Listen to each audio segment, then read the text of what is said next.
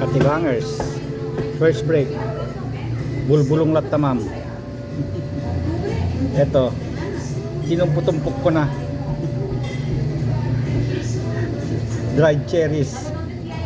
Hindi cherry ito. Ano pangalan to? Nakalimutan ko. Ito, crotons. Ito yung salad of the day. Ito. Kamatis at saka pipino. Tikman natin mamaya. Yun ang dressing ko lagi. Ito yung sunflower seeds. Pipino, beets, olive, kulo.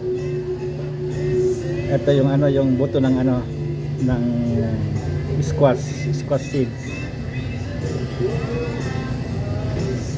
Grated cheese. Itlog ko, itlog natin lahat. Aking panulak ay taso na taso danyo kabulon. Okay, yun lang, kain na. Bye bye.